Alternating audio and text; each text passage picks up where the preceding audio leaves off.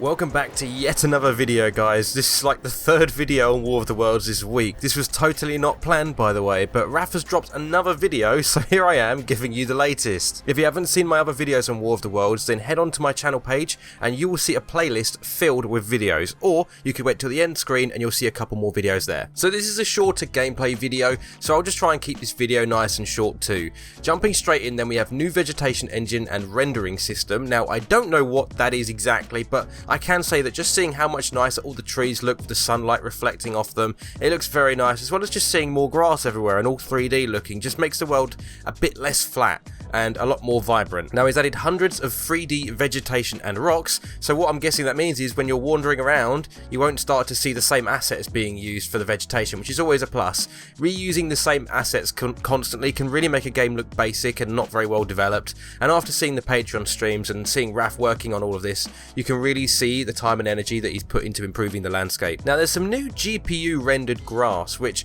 obviously GPU means your graphics card, and while they do look very nice, it does make me wonder how this will perform on lower end PCs. For example, people with budget PCs that don't have a dedicated graphics card but just a built-in one like the Intel ones, kind of makes me wonder if those level of PCs will struggle. But I suppose the amount of people that still have those kinds of PCs are, I'm imagining, a very small percentage. I'm not really sure. For someone like me though, this is really nice because it would make the game look a lot better, and it utilizes my graphics cards, which I have really two good ones, so it'll make the game look better with little to no performance loss, hopefully. Next improvement is the volumetric clouds, and as you can clearly see, they look very nice, a lot better than the clouds we were used to seeing that would just move around really, really fast and just unbelievably. There's improved daytime lighting, which again, compared to how it looked before, it looks so much better. Before, everything kind of looked a bit washed out, but not anymore. And here's what made me laugh. Not in a bad way, but I know that a lot of you have talked about this, and I was unsure if it would make it in the game, and that's of course bicycles. Now, obviously this will be a much more quieter use of transport versus a car, and it won't be as fast, but we all know the purpose of it. I'm just glad to see it in the game, and it's yet another example of a good developer who is listening to their community. Now, this next clip might not seem that significant, but remember how recently Raph added the lightning storms as part of the ambience? Well, now we can actually hear the sounds of the lightning storm, which is something very simple,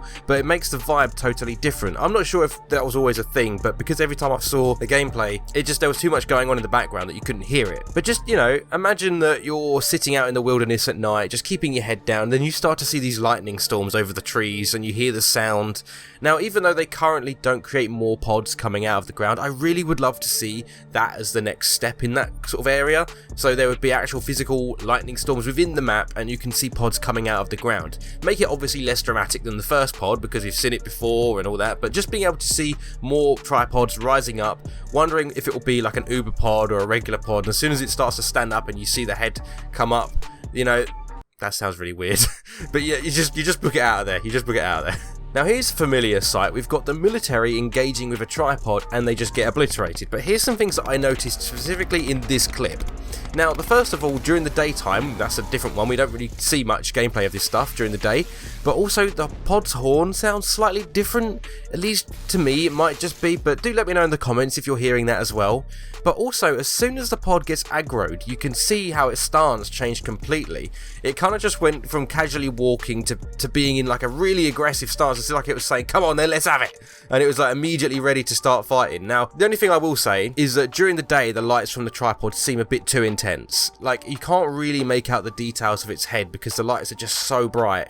And I think during the day, if the lights were dimmer, that would be good because you can see a bit more of it. But also, the overall lighting of daytime will dilute the light coming from the pods anyway. Just my personal opinion there though. Anyways, that is everything for this video. Again, a bit of a shorter one, but if you enjoyed it, please do give me a like as it helps me out a lot with the YouTube algorithm.